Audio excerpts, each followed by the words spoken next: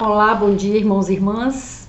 Que nesta linda manhã de domingo estejamos todos realmente dispostos a refletir e aprender sobre a palavra de Deus. Estamos com a nossa revista em marcha, cujo tema é Vida com Deus.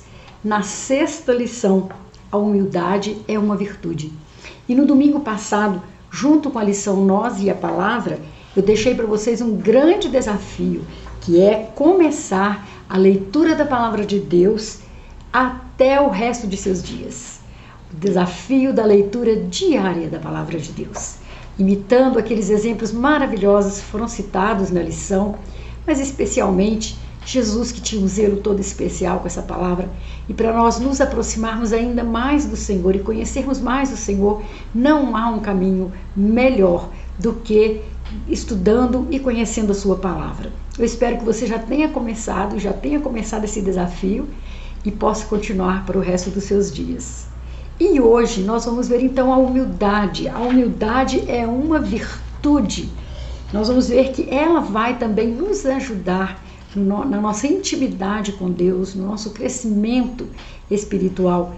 E essa virtude, ela pode ser cultivada. Nós vamos ver isso agora, mas ainda dá tempo de você convidar alguém para estar conosco, assistindo os nossos estudos e também se deliciando na palavra de Deus, que é mais doce do que o mel, mais preciosa do que o ouro. Enfim, são momentos maravilhosos que nós vamos passar juntos. Mas vamos pedir a Deus a orientação dele, a sua inspiração para cada um de nós, durante esses momentos que passarmos juntos. Portanto, vamos orar. Deus, muito obrigado por mais uma manhã na tua santa presença, na companhia da tua palavra. Nós queremos pedir a inspiração de teu Santo Espírito para que esses momentos passados juntos nós possamos estar realmente sendo edificados pelo estudo da palavra de Deus, sendo confirmado em nosso coração o quanto é bom, Senhor, aprendermos mais e mais de Ti para nós termos mais intimidade com o Senhor. Abençoe cada pessoa que veio estudar conosco, abençoe seus familiares, abençoe seus problemas pessoais, se ela está enferma, se ela está com alguma dificuldade, com alguma angústia, que o Senhor possa visitá-la neste momento, dar a paz, dar um espírito pronto para aprender, elucidar para nós as dúvidas que nós tivermos e falar profundamente com cada um de nós. Muito obrigado por essa semana de bênçãos, de experiências, de lutas, mas também de muitas vitórias, ó Pai. Quero te agradecer e desde já te pedir por aqueles que não vão estar conosco exatamente nessa manhã de domingo, mas poderão ver este vídeo depois. Que cada pessoa que acionar este vídeo de estudo bíblico seja realmente visitado e edificado pelo teu Santo Espírito. Nós pedimos estas coisas em nome de Jesus. Amém e amém. Queridos, nós vamos nos basear então no Evangelho de Lucas, no capítulo 18, os versículos de 9 a 14. É a conhecidíssima parábola do fariseu e o publicano. Nós vamos ver que essa atitude, que é a humildade, é extremamente apreciada por Deus.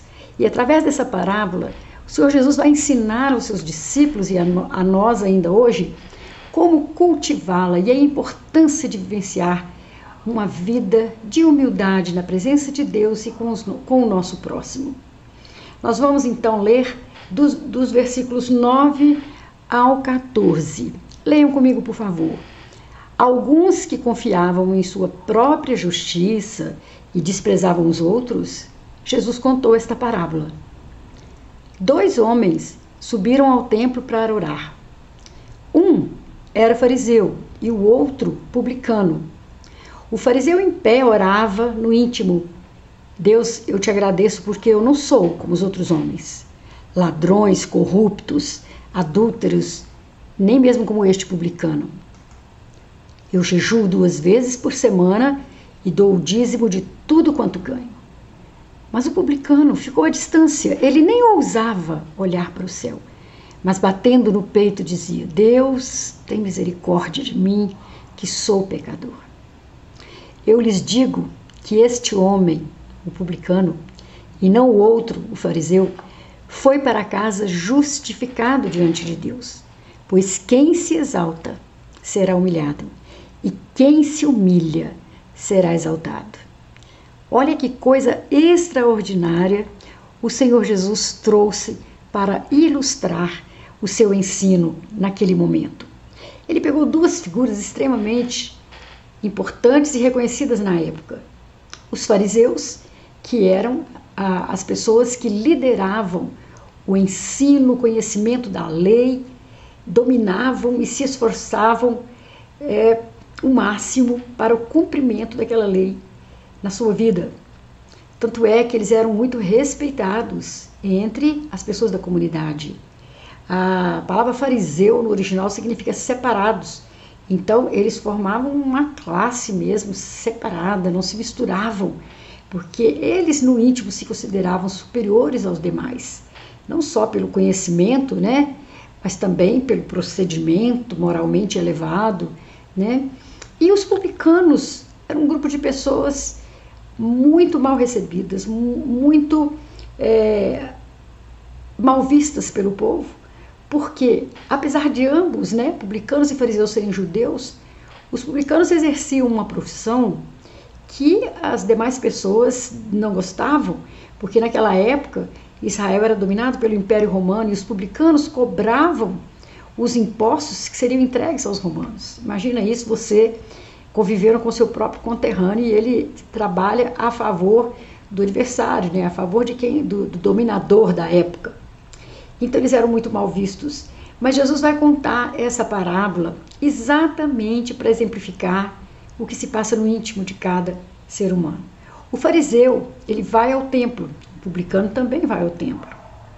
O fariseu vai orar, o publicano também vai orar. E ambos estão juntos nesse momento. E o fariseu começa a louvar a Deus por quem ele é, pelas qualidades que ele tem, pelo procedimento que ele tem diante das pessoas, e vai mostrando para Deus, como se Deus não soubesse, que ele faz muito mais do que o que a lei exige. Ele jejua 2 vezes por semana, ele dá o dízimo de tudo, até das coisas pequenas da horta dele, ele dá o dízimo. Então, uma pessoa maravilhosa. E aí, no meio da sua oração, que apesar de ser baixinha, em silêncio talvez, ele não faz isso de forma que o publicano esteja ouvindo, mas ele diz: eu não sou como os demais homens, eu sou muito melhor. Principalmente quanto aquele ali, ó, não sou como ele. E se justifica perante Deus. Bom, e o publicano? A Bíblia diz, né, segundo a narrativa de Jesus, que ele nem ousava levantar os olhos para o céu. Estava se sentindo tão arrasado, tão contrito, tão chateado, né, que ele batia no peito e dizia: tem misericórdia de mim que sou pecador. John Wesley, nas suas notas do Novo Testamento, ele diz que esse gesto de bater no peito é um gesto que exemplifica um sentimento que traduz um sentimento de muita vergonha mesmo, do seu procedimento, do que ele tem feito. Então ele estava ali se humilhando realmente na presença de Deus. E a palavra humildade, ela vem do latim humilitas, e é a virtude que consiste em conhecer as suas próprias limitações e fraquezas e agir de acordo com essa consciência. Era isso que o publicano estava fazendo ali, né? Ele reconhecia os seus erros, suas fraquezas e estava arrasado. Refere-se à qualidade daqueles que não tentam se projetar sobre as outras pessoas, nem mostrar-se superior a elas. A palavra humildade, ela pode ter também uma outra conotação. Aqui, em português, né, nós podemos ver a palavra humildade sendo aplicada para qualificar uma condição de desfavorecimento econômico. Por exemplo, a minha colega de trabalho é uma pessoa muito simples, muito humilde, né? Então, se referindo a uma condição econômica muito pequena, muito baixa, e até o modo de vida de determinadas pessoas muito pobres. No exemplo que nós tiramos aqui, no alto da favela fica a humilde casa da minha mãe. Né? Essa palavra, esse termo humilde, não está no conceito que nós estamos querendo entender e refletir aqui hoje, mas ela é usada no português também com esse sentido, né? Sentido de simplicidade, de humildade ou de muita falta de recurso. Mas a humildade, na verdade, é vermos-nos como nós somos, sem paliativos, mas com a verdade. E ao compreender que não valemos quase nada, abrimos-nos à grandeza de Deus. Essa é a nossa grandeza. É que Deus nos leva a ver a sua imagem em nós. Não se trata aqui de um complexo de inferioridade. Não é isso. Humildade é reconhecer. Você não é mais do que ninguém. E também não é menos.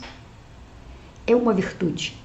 Certa vez, Sócrates disse que o orgulho divide os homens e a humildade os une. Não há como negar que a humildade é um dos valores primordiais no crescimento espiritual, né? Mas também até no processo educativo, né? No processo de relacionamento com as pessoas. E é humilde quem sente respeito pelos outros. Ele não desvaloriza ninguém, não se considera superior, mas acima de tudo ele tem uma atitude de aprendizado contínuo. O humilde sabe que ele é limitado, que ele está sempre necessitando aprender. Com isso, no processo educativo isso é muito legal, porque a pessoa que acha que sabe tudo, ele não procura mais aprender nada. E nisso até no nosso plano, no nosso desejo de maior conhecimento do Senhor, se nós somos humildes, por mais que nós tenhamos experiência na vida espiritual, experiência no nosso ministério, se nós somos humildes, nós reconhecemos que nós temos muito que aprender ainda, muito, muito que aprender. Seremos sempre alguém que não domina totalmente os assuntos e nós vamos buscar auxílio quando necessário. Sendo assim, a humildade não é depreciar o que somos, mas ter o conhecimento do que não somos. E nesse aspecto, nós temos uma interessante frase, né, de Madre Teresa de Calcutá, que ela diz o seguinte: a humildade consiste em calar as nossas virtudes e deixar que os outros as descubram. Eu não preciso ficar falando de mim, nem ficar falando do que eu sei fazer, nem ficar falando do que eu sou, nem ficar falando do meu excelente comportamento moral. Não preciso, as pessoas podem descobrir isso por si e para nós isso não é o mais importante. Então, que lição, né, que nós estamos tirando, né, para a nossa vida espiritual. Queridos, existe uma lenda chamada a Lenda da Violeta e vocês podem verificar que eu estou usando aqui a violeta como ornamentação aqui dos nossos slides e é muito interessante que eu vou contar para vocês a respeito dessa lenda. É uma lendazinha secular, né, mas que pode trazer um pouco mais de luz para aquilo que nós vamos estudar, tá bom? Bem, de acordo com a lenda, havia um rei na Inglaterra chamado de Rei Frost, que em inglês significa frio, gelado. Em seu reinado, era inverno rigoroso durante todo o ano, e a população sem recursos para se aquecer padecia com o frio excessivo que o rei lhes impunha. Frost, em seu palácio, apreciava a paisagem gelada como seu coração. Ele não tinha amigos, não era apreciado pelos seus súditos e sentia-se só. Acreditava ser sua obrigação desposar uma rainha, tanto para ter um herdeiro quanto para espantar a solidão em seu grande castelo. Sendo assim, ele enviou seus serviçais para que saíssem em busca de uma linda e carinhosa jovem que o ajudasse a espantar a tristeza do seu frio coração. A busca demorou a dar resultados, já que a sua fama não era das melhores.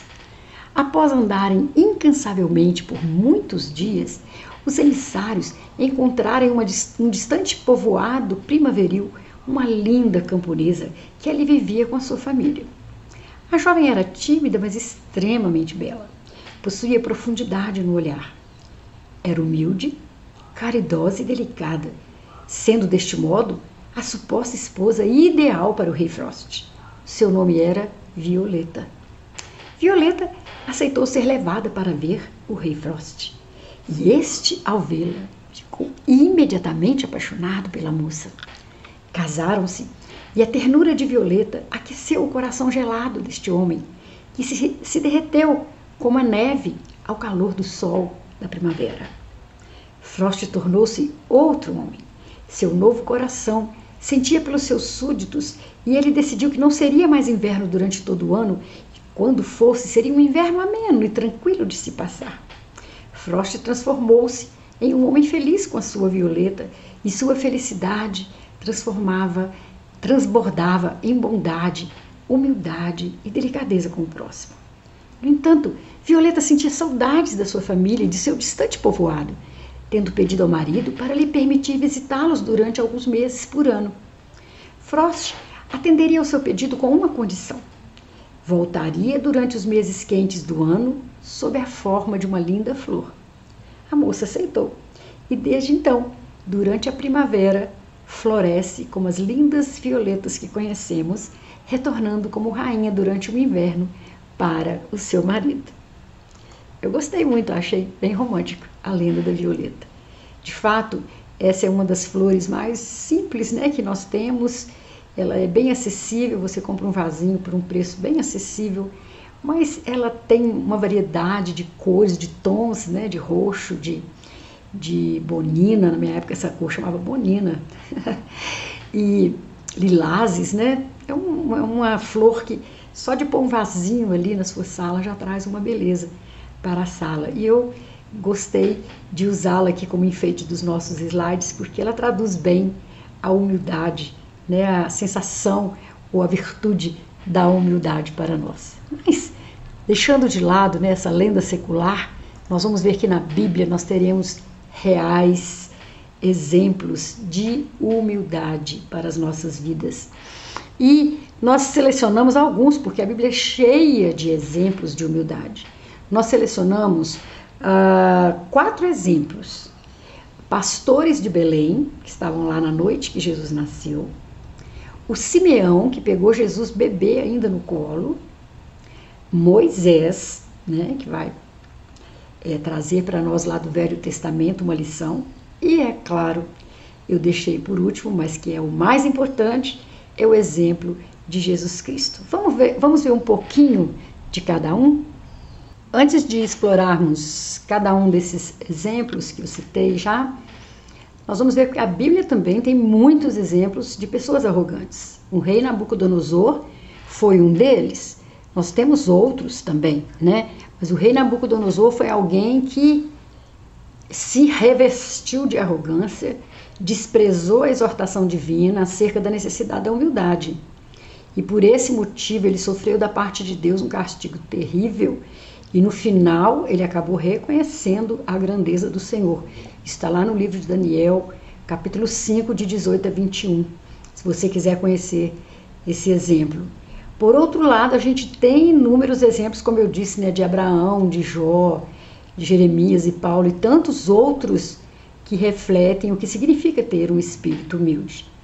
Mas o primeiro grupo de pessoas, né, que são exemplos de humildade para nós, eu trouxe aqui os pastores de Belém.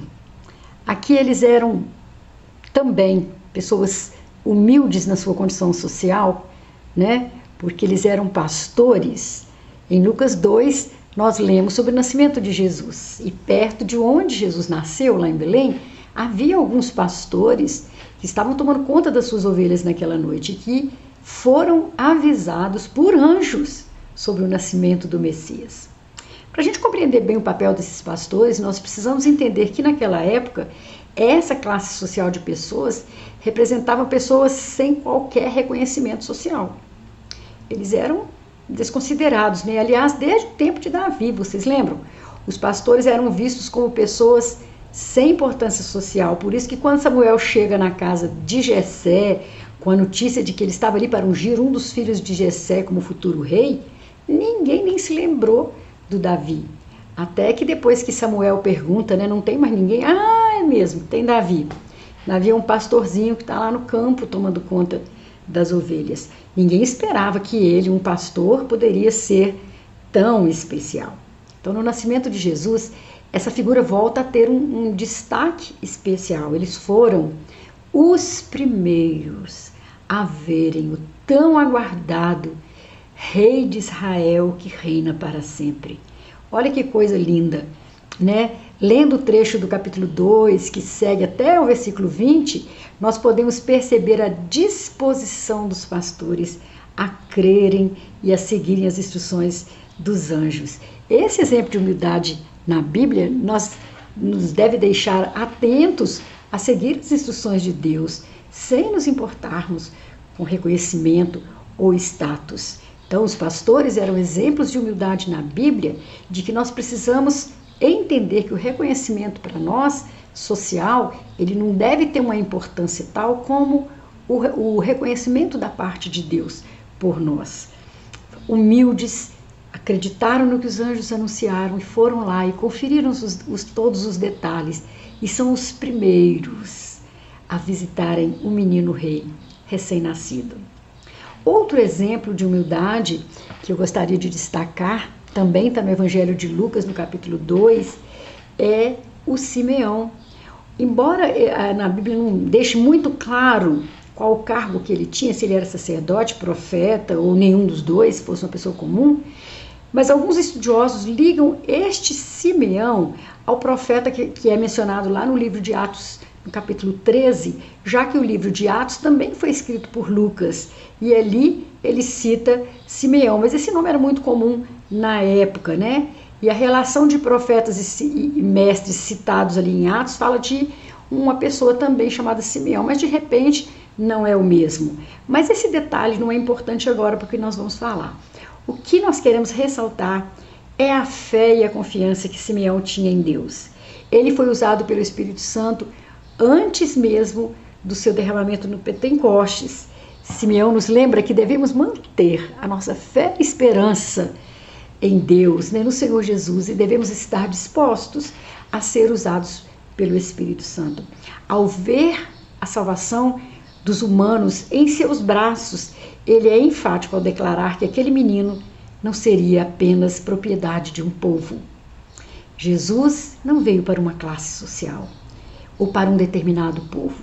Simeão deixa isso muito claro na declaração que ele faz.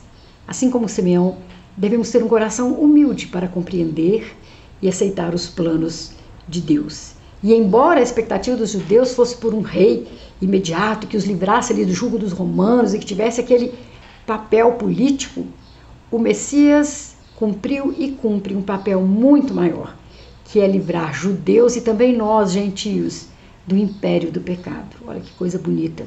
Assim como Simeão, nós devemos compreender que os planos de Deus são sempre melhores que o nosso. O Espírito Santo já havia revelado a Simeão que ele conheceria pessoalmente o Salvador. E eu me admiro ainda mais da sua fé, porque ele viu um bebê recém-nascido, 40 dias Jesus tinha, quando Simeão o tomou nos braços, e acredita firmemente que aquele ali é o Messias prometido. Então, que belo exemplo de humildade para nós. O outro vem do Velho Testamento, que é Moisés. Ai, que personagem maravilhoso e fantástico para mim, é impressionante a história e a figura de Moisés. Moisés foi criado num palácio egípcio, com todas as regalias de um príncipe egípcio.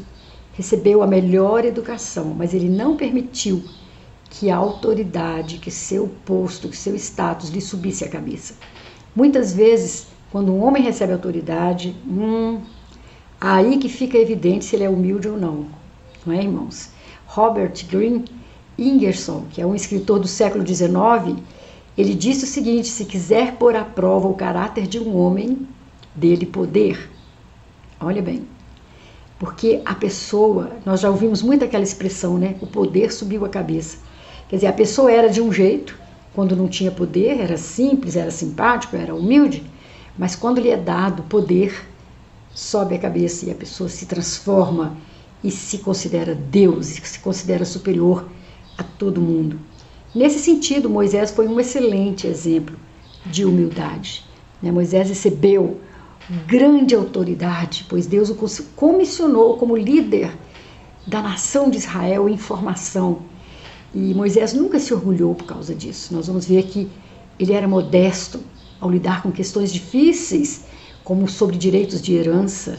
Ontem, lá no projeto Sombra Água Fresca, nós estávamos conversando com as crianças maiores sobre esta situação de que Moisés decidiu em favor das mulheres, né, que o pai tinha falecido e ele não tinha filho homem, elas iam ficar sem herança, porque naquela época as mulheres não era dado direito de herança.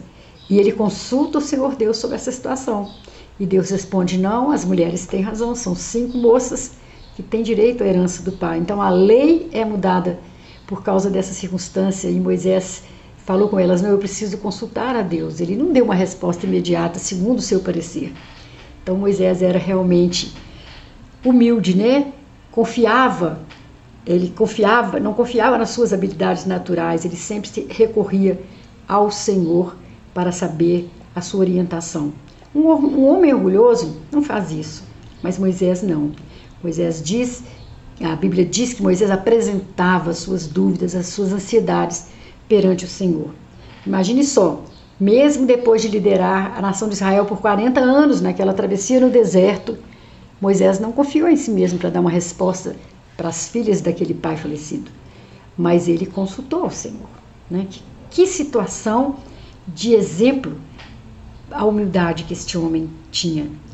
Mas ele era tão humilde que ele não tinha nem medo de compartilhar a sua autoridade. Ele se alegrou quando Deus permitiu que outros israelitas agissem como profetas. Ali no livro de Números 11, de 24 a 29, os irmãos dele dizem, tem alguém profetizando, vai lá, chama atenção, porque não está com a gente. Ele, que é isso, quem dera que todos profetizassem, né? Depois também vocês devem se lembrar daquela situação em que o sogro de Moisés vem lhe visitar, né? Nós já contamos isso em outros estudos, e ele dá um conselho para Moisés, e Moisés aceita humildemente esse conselho, e a sua vida se torna muito mais facilitada, né, pelo conselho que o sogro de Moisés lhe deu de distribuir, né, atribuir autoridade a outras pessoas para que elas também o ajudassem, né, a legislar sobre aquele povo, a resolver as questões do povo.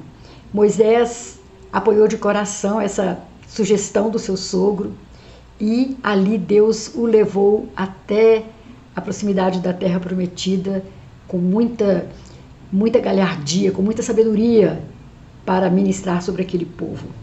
Moisés com certeza considerava um privilégio liderar os israelitas em questões de adoração, mas ele não colocou a sua autoridade à frente do bem-estar de outros. Nós nunca devemos permitir que poder, autoridade ou os nossos dons nos façam ficar orgulhosos. Lembre-se, para sermos usados por Deus, a nossa humildade sempre deve ser maior que nossas habilidades. O exemplo de Moisés também nos ensina, não dá importância demais à nossa posição, à nossa autoridade. Está escrito na Torá que Moisés foi o homem mais humilde que já viveu sobre a face da terra. Segundo a versão King James atualizada, em Números 12:3, o versículo é este: ora, Moisés era um homem muito paciente e o mais humilde dos homens de sua época. Olha só, eu acho que daria um bom epitáfio para uma lápide, né? Foi um homem muito paciente e o mais humilde dos homens de sua época. Excelente.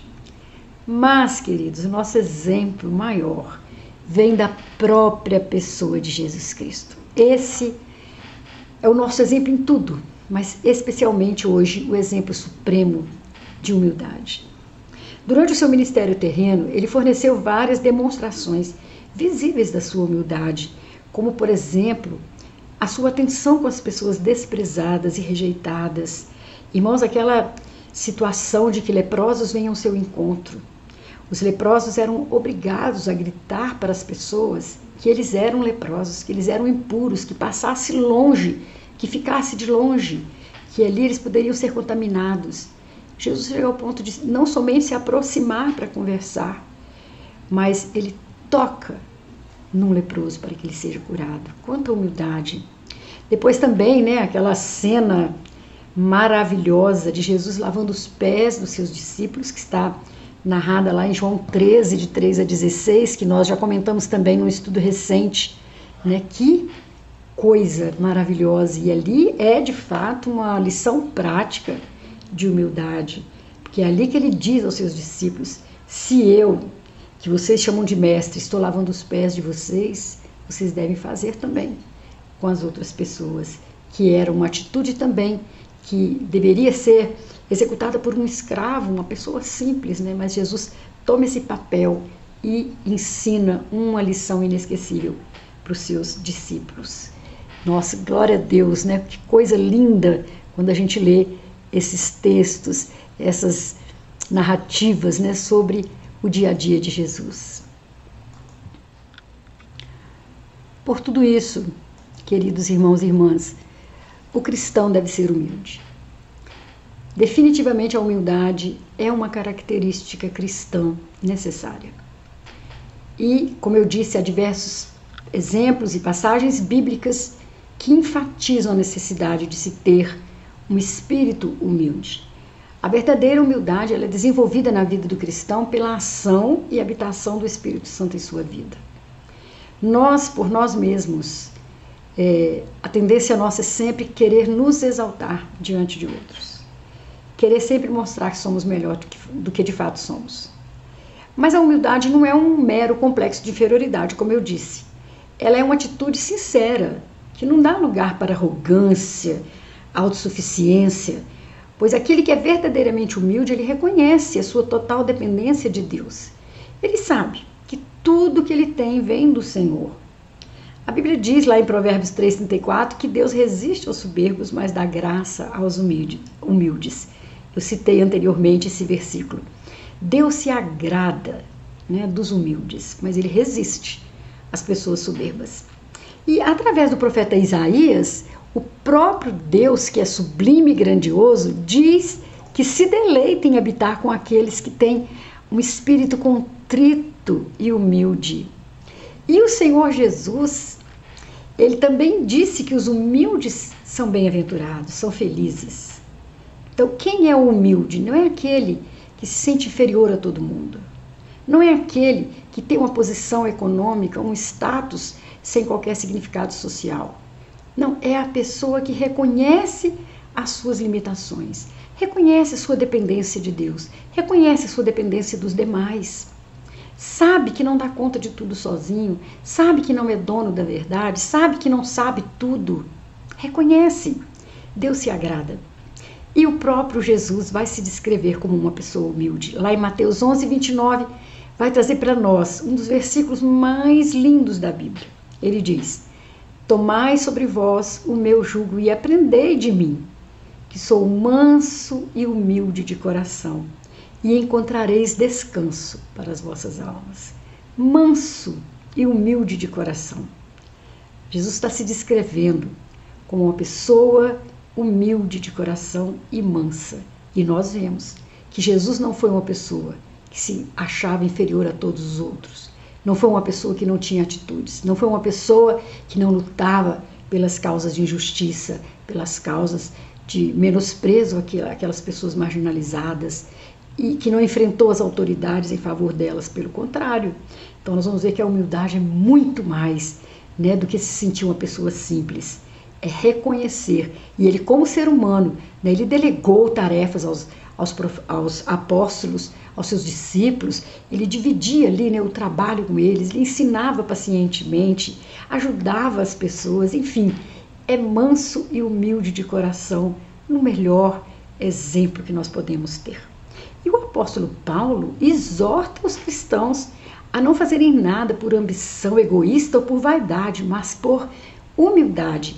Na sua carta de Filipenses 2:3, ele diz que os seguidores de Cristo devem considerar os outros superiores a si mesmo. Fala, não, eu ainda preciso de muito para chegar lá. Que coisa boa, né? Essa direção que o apóstolo nos dá na sua carta. E Paulo continua a aconselhar os crentes, os cristãos, a desenvolverem a verdadeira humildade. Uma humildade que é acompanhada de outras virtudes, como a misericórdia, a benignidade, a mansidão, a longanimidade, que é a gentileza, né, a paciência, o perdão e principalmente o amor. Esse amor, porém, não é qualquer tipo de amor, é o amor ágape, o amor desinteressado, um amor verdadeiro. Então, queridos, além de nos edificar com Jesus, como Jesus, né, de Jesus nos dar este exemplo máximo e maravilhoso de humildade, que a Bíblia diz que ele abriu, se esvaziou da sua condição de Deus e assumiu a forma de servo. Não tem um exemplo maior do que esse, né? A humildade, essa virtude, nos permite tem algumas consequências em nossa vida muito maravilhosas. Vamos ver aqui a primeira. A primeira é aprender sempre. Quando reconhecemos que nós não somos superiores, que nós não sabemos tudo, que não somos, né, o dono da verdade, por assim dizer, nós abrimos-nos a aprender com as pessoas, com a vida, com a palavra. Nós reconhecemos que outras pessoas podem acrescentar sabedoria e conhecimento a nós, independente da idade, da condição social e até do estudo acadêmico. Um grande mestre, né, no nível acadêmico, ele pode ter muito a aprender com uma pessoa simples. Uma pessoa até analfabeta pode ter o que ensinar a ele. Só que ele tem que ser humilde, né? Tem que ser humilde para aprender sempre. Assim, quem é humilde, quando somos humildes, nós nos abrimos a ouvir e podemos nos edificar com o conhecimento e a experiência de outras pessoas. A humildade também nos ajuda a corrigir as nossas falhas. A humildade nos ajuda a perceber quando nós erramos, porque o arrogante, ele nunca admite que está errado. Vocês vão ver que na educação das crianças, desde pequeno, elas terão grande resistência de admitir um erro. É inerente ao ser humano sempre se justificar, sempre querer estar certo. Mas a humildade nos ajuda a perceber quando nós erramos e nos submeter a Deus para o perdão e para uma mudança. Ela também favorece o pedido de perdão às pessoas quando é necessário, dando-nos a oportunidade de crescer e recomeçar sempre. Nós só poderemos nos corrigir, melhorar, né, se nós formos humildes. E melhorar nossos relacionamentos. Sem dúvida, a pessoa arrogante, ela sempre só vai ver o seu lado. Sempre só vai ver o seu ponto de vista, a sua opinião, a sua maneira de pensar. E com isso, dificilmente ela vai acertar nos relacionamentos. Então, pessoas humildes, elas reconhecem os seus limites, mas também as suas potencialidades. E por isso elas não se sentem ameaçadas por outras pessoas. Isso ajuda a ter relacionamentos sinceros e duradouros. Nos dispõe para sermos canal de bênção para outras pessoas, reconhecendo que não estamos competindo com ninguém. Não precisamos ser melhores para ter aceitação. Aqui está muito ligado a uma autoestima saudável, né, irmãos? Eu não preciso ser melhor do que o outro. Cada um é bom numa coisa. Deus deu diversos dons. A diversidade de dons é algo maravilhoso, tanto na igreja quanto fora dela. E nós nos completamos, nós admitimos uma interdependência. Só a humildade consegue fazer isso. Procurar oportunidades de servir as pessoas, reconhecer, elogiar as qualidades de alguém, aceitar conselhos e correções quando erramos, são alguns caminhos para exercitar a humildade. Por isso que ela é colocada aqui para dentro de nós como uma disciplina espiritual, porque ela é exercitada dia a dia, ela é aprendida. A gente não nasce com ela. Ela é reconhecida e exercitada, aprendida e desenvolvida no decorrer da nossa vida. A pessoa humilde é agradecida a Deus por tudo, né? Porque reconhece que tudo vem dele. O salmista já diz, né? Tudo vem de ti, Senhor, e do que é teu é que nós te damos. A pessoa também sabe receber ajuda. O humilde consegue ser ajudado e é agradecido às pessoas. Ele ama e valoriza o próximo, reconhece os próprios erros, por isso ele não tem vergonha de pedir desculpas, sabe perdoar. Acima de tudo, ele é dependente de Deus. Essa é a virtude que precede a honra. Antes da pessoa ser honrada, ela é humilde. E porque ela é humilde, ela é honrada, especialmente por Deus. Que estudo maravilhoso, não é, irmãos? Que estudo tremendo. Eu tenho a honra de conhecer algumas pessoas que de fato são humildes. E muitas vezes elas nem são de condição social pequena, inferior, elas estão em classes mais altas.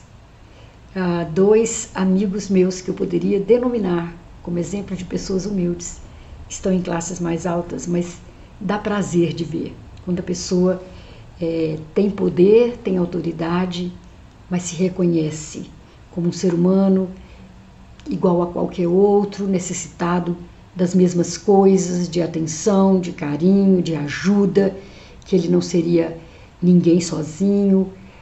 É maravilhoso esses exemplos. Agora, nós temos que ser exemplos para outros também, né? Seja qual for a nossa posição social, o cargo que nós ocupamos, na igreja ou fora dela, nós podemos ser pessoas humildes. Você pode ser um grande cientista, ser humilde. Você pode ser uma cozinheira e ser humilde. Você pode ser uma faxineira, você pode ser um presidente da república, você pode ser um governador, você pode ser um policial e cultivar a humildade. A humildade é reconhecer que você não é sozinho, você depende das pessoas, você aprende com todos, você não tem tudo e você é dependente de Deus. E para concluir, eu digo que a humildade é uma virtude e uma disciplina a ser desenvolvida na vida cristã de todos nós. Esse estudo não é só para mim, esse estudo não é só para você, é para todo cristão. E nós temos um modelo para seguir. E o nosso modelo é Jesus Cristo, esse mesmo que disse que é manso e humilde de coração. Então, queridos, que neste domingo o Senhor tenha falado profundamente a sua vida. Não é se sentir com complexo de inferioridade que caracteriza uma pessoa humilde. Não é aquela pessoa que nunca tem coragem de dizer o que pensa. Não é aquela pessoa que os outros denominam como tímida. Isso não é humildade. Humildade é o reconhecimento de que você não é mais do que ninguém, não é menos do que ninguém, mas reconhece que depende do outro e especialmente de Deus. É uma disciplina a ser desenvolvida. Que Deus te abençoe, que Deus te faça uma pessoa cada vez mais humilde, reconhecida do seu amor por Ele e do amor que você sente por Deus e do amor que Deus sente por você. E isso te faz pleno, sem necessidade de competir, sem necessidade de se mostrar, sem necessidade de se sentir superior ao outro para ser reconhecido. Não tem necessidade disso. Que nós cultivemos, então, essa virtude linda nas nossas vidas, para que outros possam se sentir bem ao nosso lado e para que Deus se agrade de nós. Vamos orar mais uma vez? Senhor Deus, muito obrigado por esta lição. Que ela tenha falado ao coração de cada um que está aqui conosco, ouvindo, querendo aprender, quem sabe lidando com seu gênio ou com seus comportamentos que muitas vezes não têm sido humildes, mas esse é o grande momento, Pai. Nós queremos nos submeter ao Teu Santo Espírito para sermos lapidados como um diamante, para que possamos ser igual ao nosso Mestre, humildes, para termos uma autoestima saudável, para termos, ó Deus, um sentimento de aceitação de Ti, aceitação das pessoas, de tal forma que não precisemos nos mostrar, nos exibir, mas sermos humildes, reconhecendo no outro um filho de Deus, com dons, com habilidades diferentes das nossas, mas tão importantes quanto nós. Muito obrigado por esta lição, Pai. Que cada um possa prosseguir nessa busca dessa virtude tão linda, tão preciosa, tão importante que é a humildade. Nós te agradecemos em nome de Jesus. Amém. Queridos, temos encontro à noite para o nosso culto de adoração às 19 horas, aos domingos. Cultos de oração às 19h30, ainda virtuais. E a nossa escola dominical volta no próximo domingo, se Deus permitir, às 10 horas da manhã, com a lição número 7, cujo tema será... Um momentinho. Cultuar em família. Olha que preciosidade. cultuar em família. Eu vou estar mandando para você os textos para você estudar durante a semana. Se você não recebe, me dê um toque aí pelas redes sociais que eu te envio os textos que podem ser lidos e te ajudar bastante na compreensão do tema. Muito obrigado, que Deus te abençoe, continue orando por nós, em nome de Jesus. Amém.